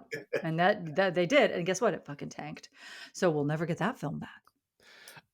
Lee, aside from She's All That, what is your favorite movie from 1999? Okay. It was, obviously such a great year. I think Election is my favorite. Ooh, that's a good answer. I'm happy to hear somebody not choose Alexander Payne. I think I don't think I'd say it, and I just loved the story. I don't think I had read the book before. I think I read the book afterwards, but I love Tom Perrotta. But I love the sort of the way the bleakness of it and the warts and all, the way he depicts the characters, like the way it just everything felt so real, just so incredibly real. But like also simultaneously deeply surreal, right? Yeah. That's what's so great about it. But the characters, and he was just so they're so vivid. Not to, I mean, to the way they were lit and the way that the make, especially the non-Tracy Flick characters, they were so. I thought that was just so smart, and it's just something I hadn't seen before. Yeah, and speaking of great talents who had their peak in that year, who sort of had various issues come in the way, Chris Klein is just so good.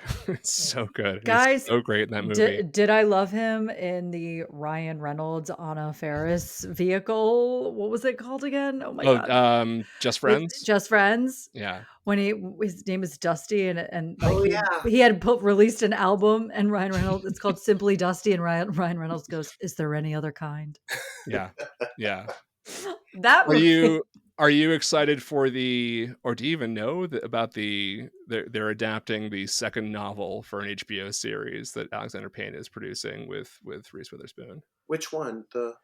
So there's a novel called Tracy Flick Can't Lose or Can't Win. I haven't read it. I forgot that. They better cast her daughter in this role. No. It's set in real time. It's set when she's an adult. So she's an adult now. Yeah. Oh, shit. Yeah. Because you know what? Reese is like, I've been in these serious roles. I've been in Big Little Lies. I've been in The Morning Show. I need to get out there and be funny again, because Reese Witherspoon's hilarious. So at the end of the novel, with Matthew Broderick's character, I suppose.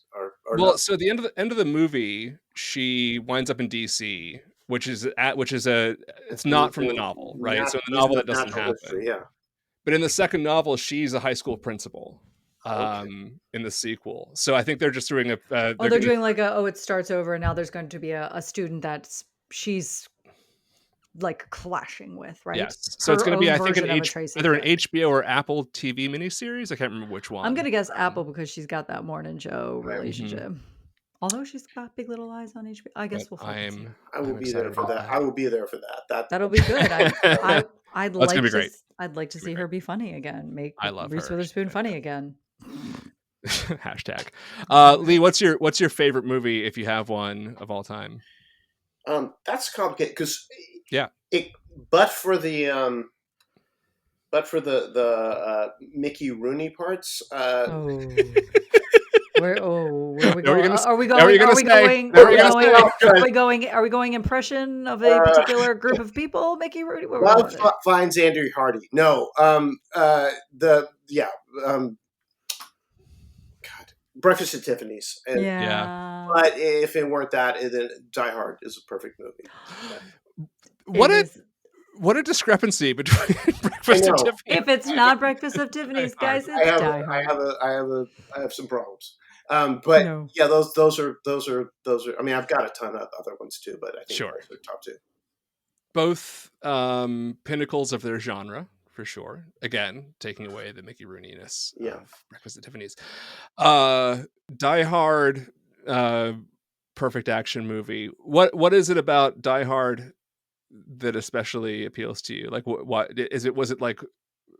Is it like a nostalgia when you saw it thing, or is it an aesthetic? Like, what is it? It's everything. It's all of those things. Definitely the time I was, in high school when I saw it, and it was saw it with my dad. But the performances, it was Bruce Willis's, big star making. But the claustrophobia of it, the way they were able to tell an entire story that almost never left that building, and just structurally, and which I later sort of came to understand, is just structurally perfect. And Alan Rickman. I mean, oh my god, Alan Rickman. Also, impeccable fake German is being spoken in this motion picture, and I'm not even kidding. I'm not that I'm an expert, but they fooled me. But everything, and that deal making guy who winds up getting the Coke guy, and Bonnie Bedelia, and then the Reginald Bell Johnson. Reginald Bell Johnson, who I later got to drive in a golf cart to the set. for when I was working for Family Matters. Family Matters. Yeah, I worked for you son of a bitch. Oh yeah. Listen, I used to want to tell a joke that Reginald VelJohnson has been the same. He's the same person in everything he's done because he keeps playing cops. Yeah. He was a cop in Ghostbusters. He was a cop in Die Hard. He was a cop on Family Matters. And I'd like to have this story of this Perfect man, Strangers playing the same character. Yeah, this man who keeps moving to get away from these demons, and he keeps encountering these new and different demons, whether it's Steve Urkel or actual demons. And he just wants to be a cop or a good guy. German terrorists. He can't seem to get there. He keeps trying to fix himself geographically, and the problems just get weirder. I love it. Thanks. Let's pitch it to him. Did he die? No, he's alive. He's alive. Reginald? Very alive. He's on a commercial playing some... That's probably more of a sketch than anything else. No, he's on the Geico or it's like Allstate, one of those. But he plays TV dad. He plays his character from. But he's a cop in everyone, and I just thought, what if this was the same guy? Yeah, the same. Love anyway. It. No, it's interesting actually that I'm getting back to Die Hard real quick. That one of the things that I talked about was the whether or not you're a movie star or TV star. Of course, Bruce Willis was the guy from Moonlighting, and which is streaming on Hulu. And awesome. And whether or not he could be a movie star was one of the tests of Die Hard, right? Like whether or not this is going to work. And interestingly enough, also the co-star of Matthew Perry's best movie. So it all sort of brings it all. You bring it all. And that's another sad situation. Sure in is. a different way. It sucks. Fucking awful. It really sucks. It really sucks. So anyways, thought I'd end on that note. Yeah, we've kept everybody way too long. But this has been a real blast. Thanks for closing out rom-com season with us, Lee. Well, thank you for having me. It was so much fun. I'm so glad we got to. Yeah. So glad we got to talk about this movie, but more importantly, music from the 90s, which I think is. We got Squirrel Nut Zippers and Reginald VelJohnson into the same conversation. That is a 90s podcast. We're the only people on Earth who did that today. Yeah, the bigger movie podcast, they could never. No, they could never. Unspooled. Never. We're coming for you. The corporate ones, no. Lee, what are you working on? How can people connect with you online? What you got? I have a practice. My show. The show I was working on, Secrets of Sulphur Springs, was unfortunately canceled during the strike. So I am. I'm actually doing a practice pitch to the producers with my writing partner on something tomorrow. Okay. So hopefully a new show coming down the pike. Okay. And I'm at my name, I think, on X and Instagram. So if they want to see pictures of my niece's graduation and my cat. I have a cat. She's been down here staring at one place on the floor dog's for on my 20 lap minutes. right now because she was whining, and so she's making me sweat while releasing her body heat onto me. Here she is. Want to say hi? Here she is. Hi, Lucy. Oh, hello. Hi, Lucy. She's like, I'm not camera ready, please. She's a very well behaved little lap dog most of the time. But all right. I don't know what we're doing next because we're moving on to crime, and we haven't decided what movie we're starting with. So finally, we're in my wheelhouse. I look forward to checking it out. We will post it on the internet when we find out what movie we're doing first, but we got some candidates, but we haven't decided yet. So that's a big surprise, and tune in for that in a couple weeks. And Lee, thank you so much. It was great talking to you again, and look out for frogs.